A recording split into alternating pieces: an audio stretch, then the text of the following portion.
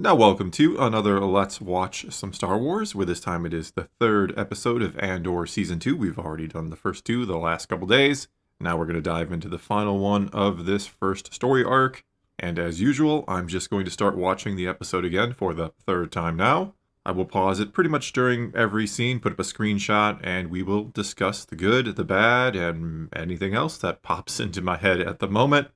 Alright, jumping right in, we start out in deep space somewhere. We see the TIE Avenger, we zoom in on it. It's a pretty cool shot. We zoom in and we see Cassian inside. He is trying to get his communication device up and running. It seems like he's trying to tap into the power supply of the ship, and it causes the ship to go zooming off in all random crazy directions because he doesn't know exactly what the heck he's doing.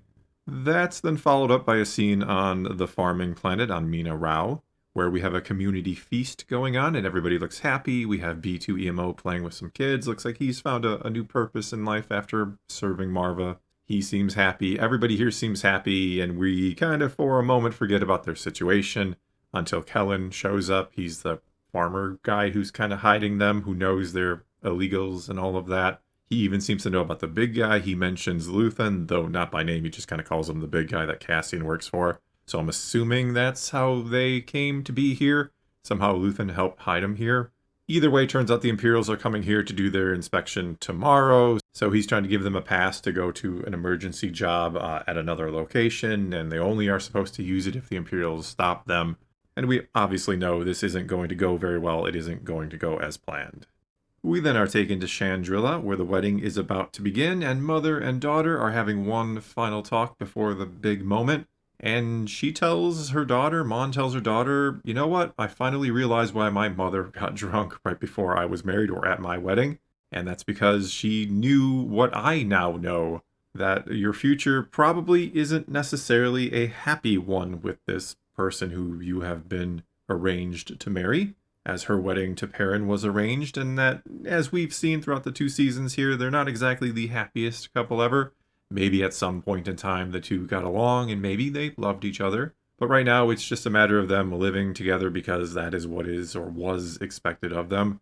And she now fears that is the future for her daughter, that years from now she's going to be telling the same thing to her daughter or not telling the same thing to her daughter, and this tradition will continue.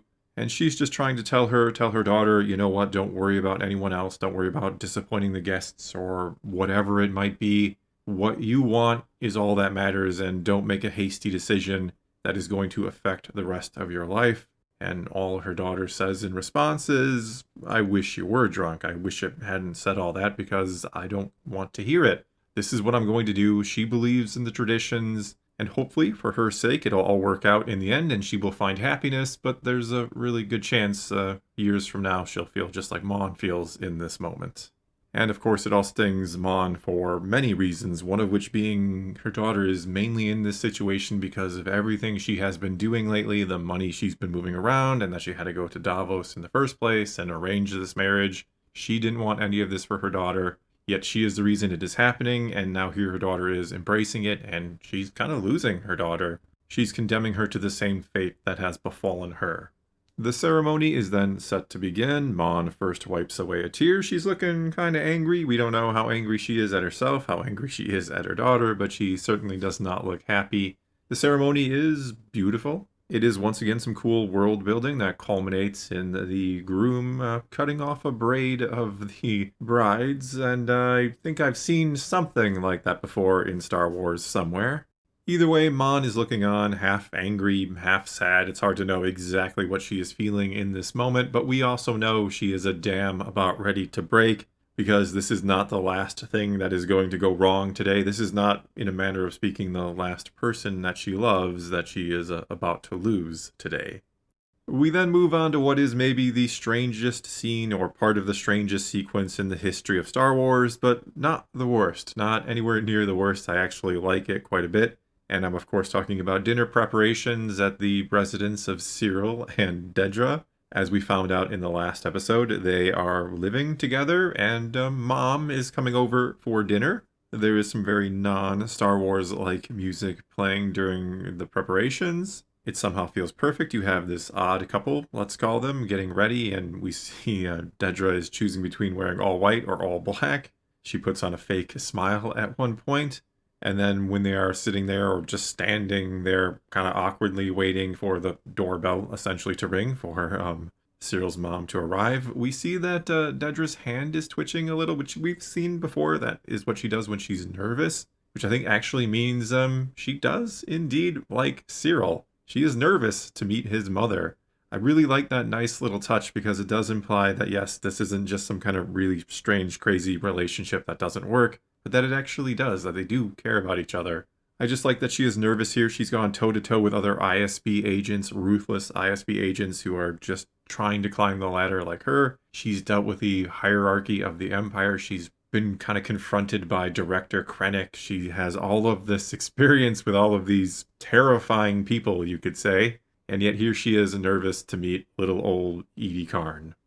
The next scene is then Cassian finally getting the radio working and getting in touch with Clea back on Coruscant and asking for a weather report. They're trying to speak in code here so that if anybody is kind of eavesdropping, they won't understand what the conversation is about. They'll think it's just normal chatter or a normal conversation.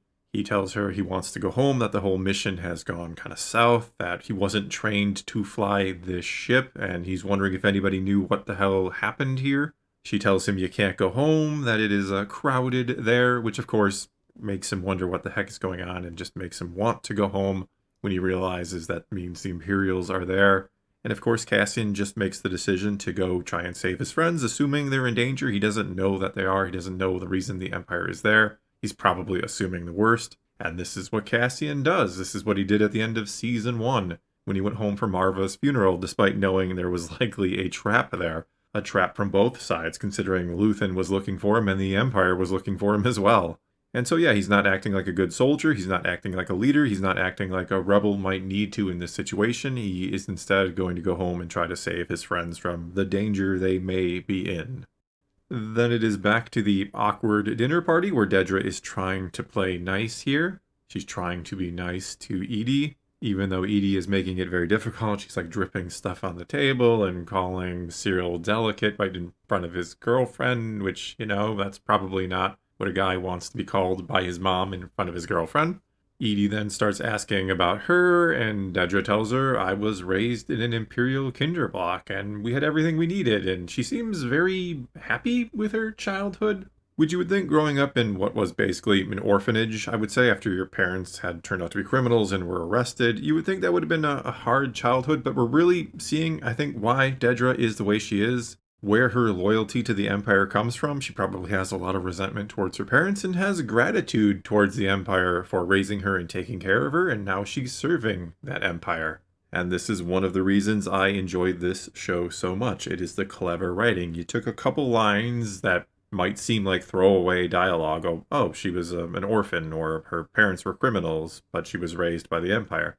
It took a couple lines to almost fully explain why this character is the way she is, or we can extrapolate now why she is the way she is. She was literally raised by the Empire, and now here she is, the perfect soldier of the Empire. There are then two very brief scenes, one at the wedding where the newlyweds walk by or walk down the aisle after the traditional ceremony, and Mon takes Val's hand. Obviously, she's very upset about what's going on and needs a little comfort.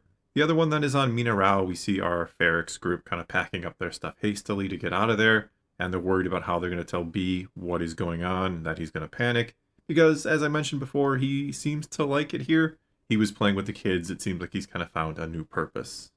It's then back to the awkward dinner where Cyril has had about enough and he needs to kind of go lay down for a minute, and that's when Dedra takes the opportunity to lay down the law, to lay down some rules about, well, if you want to see your son, you better treat him better, you better not cause us stress, because the more stress you cause us, the less you're going to see him. That's the deal.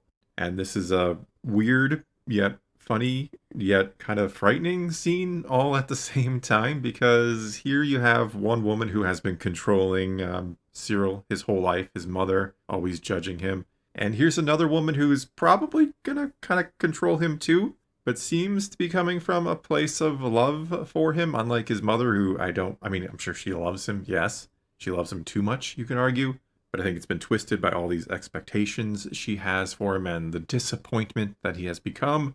and that she needs to call Uncle Harlow to bail him out, though of course Dedra brings up Uncle Harlow and that he is a criminal, and he's not somebody you should be bringing up and being proud of.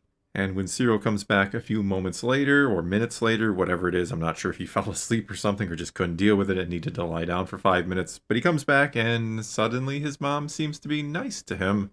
And he gives a look to Dedra because I think he realizes exactly what happened, that she has talked to her. And again, this is such a wonderfully awkward and strange scene between three very interesting characters. I don't know that I would have ever thought something like this belongs in Star Wars per se. I don't know that it still belongs in Star Wars, but I appreciate it for what it is. Just this strange scene that works so well between three great actors too, don't get me wrong here. The three eccentric and strange characters all colliding at a dinner party, essentially. We're then back at the wedding for another rather interesting scene that has a lot of little tidbits in there if you are looking for them or know what to look for. We see that Davos has returned a Shandy Merle, which is basically a religious statue, I'm thinking. One of 12 that existed, and back in the day, 25,000 years ago, the Rakatan Empire sacked the planet and took them, and now 5 of them have been returned. This will be the 6th one, and it's just cool lore. It's cool always to hear the Rakatan mentioned. At the same time, we have to wonder, how did Luthen get his hands on this priceless relic, essentially? We heard it mentioned, I think it was in the first episode, how it was more valuable than the entire estate. So it really makes you wonder, what exactly is the deal with Luthen? What is his story? How does he know where to find something like this? What kind of connections does he actually have? What has he done his whole life? Why does he hate the Empire so much? It seems like he was some sort of antiquities collector or dealer. What happened to him by the Empire that has turned him into this, I am all for the cause now? Like, what exactly happened? Because I have a feeling he's always been in the antiquities business. He's always had an interest in history. I don't think this is just some cover story that's come about in the last 15 years. He has a deep connection to all of this, and maybe a deep connection to something like the Jedi. We saw he had the Kyber crystal. I don't know what it is, but I'm very curious to find out. And this is just another sign that there is something pretty big behind the scenes with him. And he probably has a rather interesting history that we've been told we're going to learn more about in this season, and I am curious to learn more. Also here we have Davos presenting this glorious, priceless relic or artifact to the people of Chandra-La. And I think this is him just wanting to be a part of the in-crowd. He doesn't come from money. He's not one of the prestigious families. He is a gangster.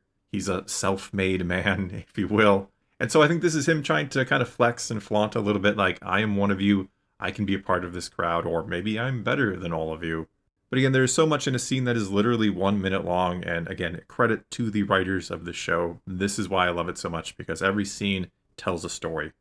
Then Tay and Mon have a little conversation again, and this time Mon learns that Tay has been talking to Davos quite a bit, that they're kind of becoming buddies, that maybe he could use his help because of how bad things are for him. A little hint or subtle threat, you could say, that he wants to be paid by Mon, and he talks about how we'll set up a meeting next week. But that for now he has to go, he's leaving early, and that, enjoy the rest of your day. It's only your daughter's wedding, and I'm trying to kind of blackmail you, essentially, so enjoy your day. Then it's back to Mina Rao, where Braso is telling B2 that we have to go, and you're going to stay here. You're going to stay here with these nice people, and Cassian will be able to find you. Everything's all good, but of course B2 is panicking. And they are just trying to go because they know the Empire is closing in, and as they're kind of packing up to go, a ship flies over. They know it's imminent. They got to go now. Problem is, Wilmon is missing. He is with his girlfriend, as we soon see. He's taken his speeder, and while he's with her, the Empire shows up there, and he can't get back to his speeder, so he has to try to run through the field to get back to where he needs to be. Braso goes after them. And basically because Wilmon wanted to say goodbye to his girlfriend and tell her he will come back someday, they are now going to be pinned down by the Empire, and everything that is about to happen is, well, not his fault necessarily, but if he hadn't gone to say goodbye, they may have gotten away. Just another example of how choices have consequences, and that if you follow your heart, sometimes, unfortunately, it will cost you. Next up, we see Luthen confront Mon about Tay, and she's trying to assure him, I've got everything under control, I can handle this, I'll get a number out of him and we'll pay him off. But Luthen is like, he's always going to be a liability, you know what the number has to be. And she's like, I don't know what you're talking about, and he basically says, I'm so happy for you. I'm so glad you don't have to face the reality of what I now have to do because you trusted this guy. And that's when she figures out that Tay is going to be killed by Luthen. And in a matter of one day, because of her, again, her dealings with the rebellion, because of fighting the Empire, doing the right thing, don't get me wrong, but because of all that, she has now lost her daughter. She had to sort of pawn her off to sell her to Davos to cover up her banking trail. And now she's going to lose her best friend because she brought him into this too. And so Mon starts falling apart. We see the disco party droid come out, and we see Mon start drinking. And while all of that is happening, we are then taken back to Mina Rao, where the Bixident happens. That's what someone on my Discord called it. That's what I'm going to call it here. It's just for simplicity's sake. And basically what it is, as I'm guessing all of you know at this point, I'm assuming most of you, if not everybody, has watched the episode. But it is the attack on Bix. And I have talked about this in a couple other videos at this point. I'm not going to go too much into it here, one way or the other. I know there are people who don't like it in Star Wars. I can understand that. At the same time, I know there are people who think it is important that it is shown in Star Wars. I can understand that as well. I personally think we have seen a lot of disgusting and disturbing things in Star Wars well before this ever happened. Slave Leia. Even going back to Clone Wars, Ahsoka was going to be sold as a slave. We've seen things like Uncle Owen and Aunt Beru burned alive. We've had planets destroyed. Billions, if not trillions, of people killed. We've had child murder. We've had so many different things in Star Wars that I don't know that there is a line anymore, and I don't know that the line should be here. Again, I get that people don't like it in Star Wars, and if this were Skeleton Crew or an animated show that was aimed more at a younger audience, I don't think I would approve of it in here. But Andor is a heavier show. It is not intended for children. I think we can all agree on that. And so I don't really have a problem with it being in here, nor do I have a problem with the people who have a problem with it being in here. I can understand that point of view. It's kind of sad that we have to fight over this. I've seen a lot of people saying that anybody who doesn't want it in here is somehow condoning it or okay with it, or they don't want to see it because they don't want to face the reality of it, when I personally don't think that's what it is at all. Just because you don't want to see something in Star Wars, which is traditionally thought of as family-friendly entertainment, even if there are examples of it not being family-friendly. But I don't think just because you don't want to see something in Star Wars that it means you condone it or want to belittle it and say it's not a big deal. Obviously, this is a huge deal. This is despicable. This is disgusting. And with all that said, I'm just going to move on. And if people want to talk about it more in the comments below, go ahead. But for now, let's just talk about the story. And in terms of impact on the story that this scene has, this whole sequence has, I think this is just going to radicalize Bix, right? She has been tortured by the Empire. She was hearing the screams of dying children and was in captivity for a while. Now here is an Imperial officer trying to force himself upon her. She is going to hate the Empire. If she doesn't already, she is going to want to get payback and revenge. I think this is going to lead Bix down a dangerous road, and I'm not saying it is her fault. Don't get me wrong. But this is going to lead her down a path of destruction, I fear. This is another tragic story brought about by the tyranny of the Empire. Alright, so instead of going through the rest of it scene by scene, because it kind of jumps from one scene to the next, it's implied, I think, that all of this is happening at the same time, that everything on Mina Rao is happening in conjunction or at the same time as the wedding. You have this odd juxtaposition of a celebration, of a wedding, compared to the Ferrix crew trying just to survive and get away, and Cassian arriving to save the day for the most part. Anyway, we just see Mon continue to drink and dance and just get more and more into it, trying to just let go of all her problems. Again, she is losing the two people she probably cares about the most in the galaxy, her daughter and her longtime friend. No, Lita isn't being killed or anything, at least not yet. We don't know what happens to her in the end. She's not being killed, but she certainly feels like she has lost her to the tradition that she kind of pushed her into to save herself, as we've discussed before. And of course, Tay is going to be killed. We see it, well, we don't see it happen, but we see that Cinta has come to pick up Tay and to drive him away. And I think we all know what that means. He's not making it home. There's going to be some sort of accident. I don't know what that'll be. Probably a speeder accident. It'll look like it crashed, though I don't know how you pull that off, because where did the pilot go?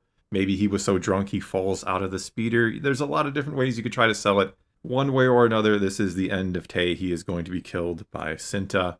And of course, Val is there to see Cinta take him away, and that just devastates her to know that she's here, she's around, and she doesn't want to see her. Not to mention, she could probably figure out what Cinta is about to do here, that she's about to kill another person in cold blood. It's not Tay's fault that Mon brought him into this and that he wanted to help an old friend and that now things have gone terribly wrong for him and he doesn't see a way out other than to sort of blackmail her or to go to Davos.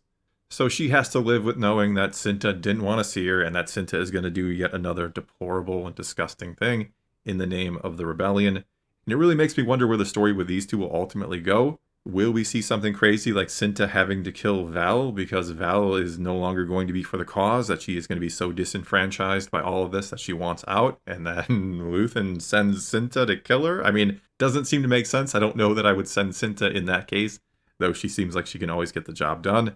But it really does make me wonder, how does the story between these two end?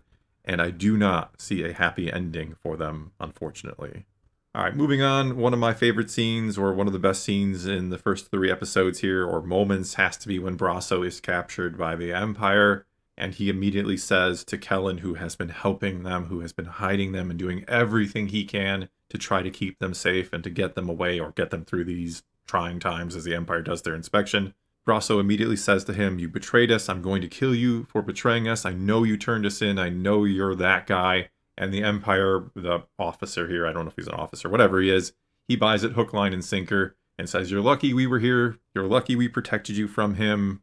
And basically what Braso is trying to do is just to save him. I love that he is trying to do this. It just shows the kind of guy Braso is, that even when he knows he is in grave danger, he's maybe about to be killed himself, he's trying to protect other people. I love that they exchange a knowing look, and Kellen kind of says, "Hey, thank you for that. I probably would have been screwed too." Though, unfortunately, if you want to play it all out, with Cassian coming back with a stolen TIE fighter, the stolen TIE Avenger, to save these people at this particular farm, the Empire is probably going to come back here in full force. The ISB is going to be back here in full force to investigate, and something tells me poor Kellen, he's not going to get away scot-free. Though respect to Braso for trying. And speaking of the TIE Avenger and Cassian, which again, it's going to bring all sorts of attention to this planet that a stolen prototype TIE fighter is seen here rescuing some people. The ISB is going to be here. Anyway, Cassian shows up just in the nick of time, almost. He manages to take out most of the stormtroopers that are pursuing Braso, but one of them manages to finally have good aim. And I've always hated the stormtrooper poor aim meme. Another thing I've loved about Andor is that it makes the Empire feel like a legitimate, terrifying threat, that even a single stormtrooper can be a threat. And of course, we have one here who manages to, yes, have good aim, and manages to shoot Braso's bike, and manages to kill him in the process. And when Cassian finds him, when Cassian realizes he's just a little late because he had to be hung up on Yavin because of the stupidity of others, basically, it's just another wound he has to deal with going forward. It is another loss he has to deal with going forward. He, not unlike Luthen, is giving everything to the rebellion. And as I speculated in yesterday's video, I think eventually we lose Bix as well. He loses Bix as well. I think she becomes radicalized. I think she joins the rebellion. I think at some point she's going to be captured, and she is going to hope that Andor, that Cassian, can once again be there to save her, as he has now 2 times before. But this time he won't be. And it's just going to be another sad, sad part of what is probably going to be a very sad season overall. There aren't going to be a lot of happy endings, as I was saying before. I think most of these characters are going to perish, and we know a lot of them, or Cassian, will ultimately perish too. Spoiler alert if you haven't seen Rogue One or don't know how this all ends. But there aren't a ton of happy endings here for these characters, but there is the happy ending of everything that we see all of them doing eventually culminates in the victory of the rebellion. It culminates in the stealing of the Death Star plans and the destruction of that. So there is a happy ending at the end of the rainbow. It just won't necessarily be seen by pretty much any of these characters, save Mon Mothma and a few others. So yeah, that was episode 3. Those are my thoughts on the 3rd episode and now on the whole arc of season 1. I think it is excellent. I can understand, as I always say, I understand the people who maybe watch this and say, it's not my Star Wars or it's too boring and slow, but I could not disagree more. Every scene, as I was saying, is like poetry. Every scene has meaning. Every scene has different layers for you to peel back and to explore and to understand more about these characters and about the story. It is so well written. It is a masterpiece, in my opinion. I have nothing but appreciation for the show and the writing team and the actors. The performances are great, and everybody else who plays a part in this, it looks fantastic. The cinematography, the sets, the costumes, just everything is on point. This is some of the best Star Wars we've ever got. All right, well, that is going to be all I got for you this time. We've wrapped up the first story arc. We'll do it again starting next Tuesday night. I will have my overview out sometime late after that first arc drops on Disney Plus, and then I will go into the 3 episodes after that. But for now, it is your turn to take to the comments below and tell me what you thought of the 3rd episode, or of the first arc, or overall. Whatever the case may be, leave those comments below. Let's talk some Star Wars, and until next time, thanks for watching.